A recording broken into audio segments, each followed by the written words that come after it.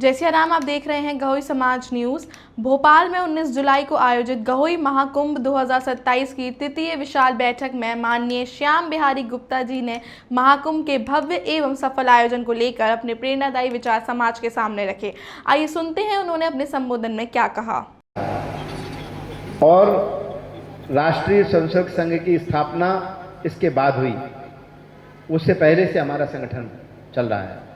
और मैं कहूँगा कि ये जो संगठन है हमारा गहोई समाज है, ये सज्जन शक्तियों का एक बृहद समागम हो रहा है झांसी में। इस सज्जन शक्तियों के बृहद समागम की पूर्व योजना के लिए बैठे हुए सभी मक्खन के रूप में उपस्थित सभी के लिए जोरदार ताली बजाकर हम अभिवादन करते हैं कि एक जो आयोजन है ये देश को एक नई दिशा देने वाला आयोजन होने वाला है। मैं केवल 2-3 मिनट में अपनी बात को पूरा करूंगा और वो विषय ये है कि लोग जातिगत रूप से इकट्ठे होते हैं और केवल अधिकारों के लिए और केवल राजनीतिक मंच के लिए कि हमारी समाज में वर्तमान में क्या स्थिति है, कितने टिकट मिलने चाहिए और सब चीज़ें होनी चाहिए, इनके लिए इकट्ठे होते हैं। लेकिन हम कह सकते हैं कि ये जो समागम होने वाला है, एक तरफ गहोई समाज को राजनीतिक एक बड़ी पहचान बनाने वाला और आने वाले समय में गहोई समाज के जो हमारी युवा शक्ति है उनको राजनीति में प्रवेश कराने के लिए एक बड़ा कार्यक्रम तो सिद्ध होगा ही, लेकिन एक देश को नई दिशा देने वाला जो आदरणीय अभी हम देखते हैं हमारे कैंसर हॉस्पिटल की स्थापना करने के लिए धीरेन्द्र शास्त्री जी ने माननीय प्रधानमंत्री जी को बुलाया और हमारे कैंसर रोगियों का निःशुल्क इलाज, उनके रुकने की व्यवस्था करते हैं आदरणीय हमारे बिजपुरिया जी ने बताया। लेकिन मैं आपसे एक निवेदन करके अपनी बात को पूरा करूंगा कि कैंसर का जो मूल कारण है वो है जहरीला भोजन, जहरीली हवा, जहरीला पानी।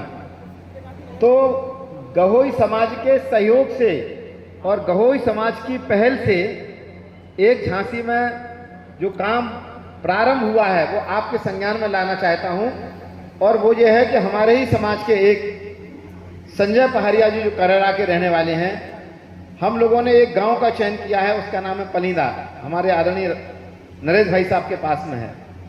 उस गांव में हम लोगों ने जो काम किया है, अभी 20 किसानों के यहाँ गोबर गैस संयंत्र लगाए हैं। और काय लगाए हैं कि धरती में जहर ना जाए, केमिकल पेस्टिसाइड ना जाए, इसलिए लगाए हैं। और परसों 21 तारीख को हमारे समाज की एक बहुत प्रतिभाशाली युवा है, उसका नाम है अर्पित प्रशानिया, यूएस में रहता है, बड़ा पैकेज है, बहुत आध्यात्मिक में, उसने शादी आदि नहीं की और बड़े पैकेज पे होने के बाद उसने कहा कि हम अपने जन्मदिन को अच्छी तरह से मनाते हैं। मैंने सुझाव दिया कि तुम इस गांव को जहर मुक्त खेती का गांव बनाने के लिए कुछ आप गोबर गैस लगाइए।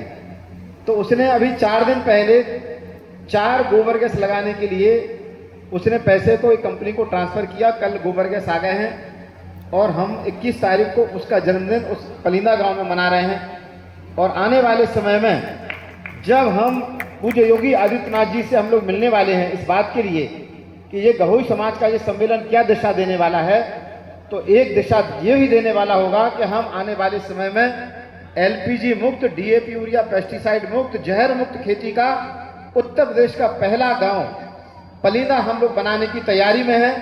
तो हम चाहते हैं कि जब हम उनसे मिलेंगे और जब हम अपने देश के बड़े बड़े नेताओं से मिलेंगे तो हम लोग उनके अपने समाज के 15, 20, 25 ऐसे लोगों के नाम लिखें कि हमारी समाज के जो लोग हैं वो कौन कौन से ऐसे विभिन्न प्रकार के काम कर रहे हैं। क्योंकि आने वाला जो समाज है, समाज वही आगे बढ़ता है जिसने समाज की वर्तमान परिस्थितियों को सही सामना करने के लिए उसने रास्ता दिया है।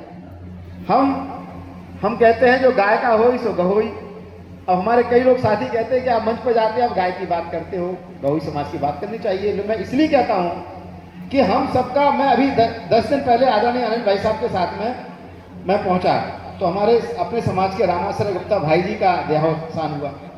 उसके बाद हम गए, एक हमारे पीछे संतोष खरिया जी हैं, उनके बेटे का 49 साल की उम्र में जो है कैंसर से उनका मृत्यु हुई।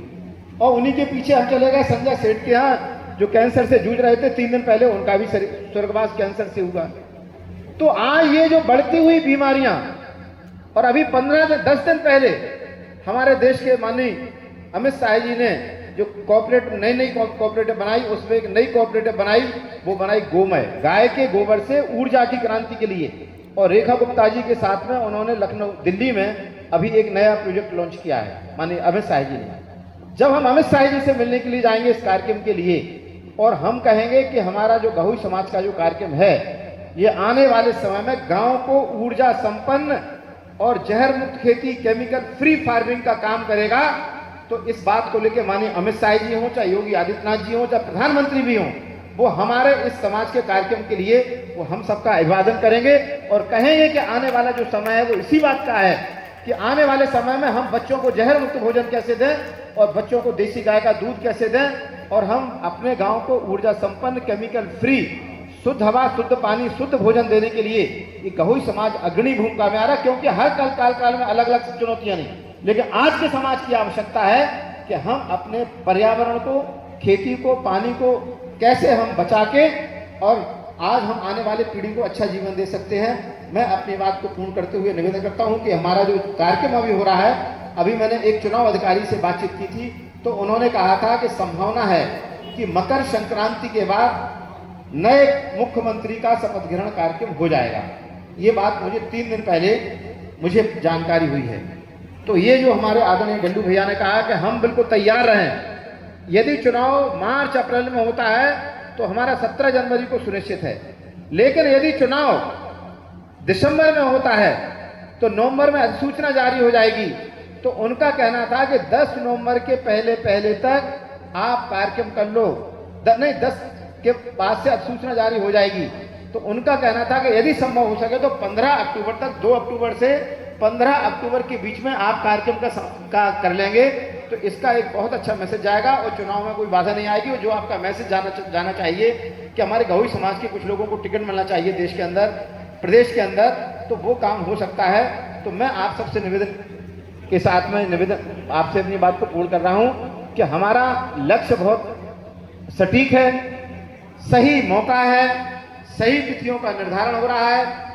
हमारा समाज शक्ति से, धन से, संस्कारों से परिपूर्ण है और सज्जन शक्तियों का जो इतना ब्राड सम्मेलन हो रहा है, ये उत्तर प्रदेश ही नहीं पूरे देश को एक नई दिशा देने में हमारा ये सफल होगा। हम कार्यक्रम की तिथियों के बारे में एक बार पुनर्विचार बिल्कुल जागरूकता के साथ करें। जो तिथियों की हमें जानकारी होगी, एक बार हम जो नए जो अभी वर्तमान में चुनाव आयुक्त हैं, मैं उनसे भी बीच में मिलने की कोशिश करूंगा।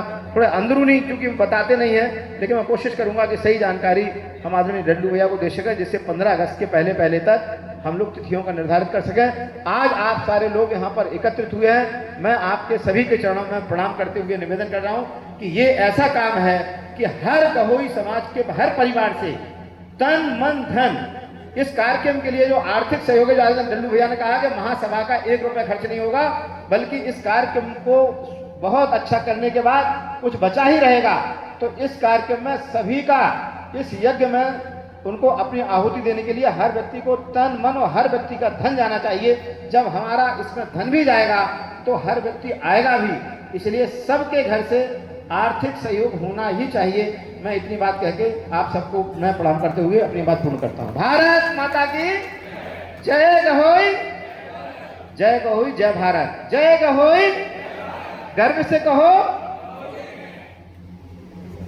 गहोई समाज की एकता, संगठन और संस्कार को समर्पित ऐसी ही प्रेरणादायी वीडियो के लिए जुड़े रहिए गहोई समाज न्यूज के साथ।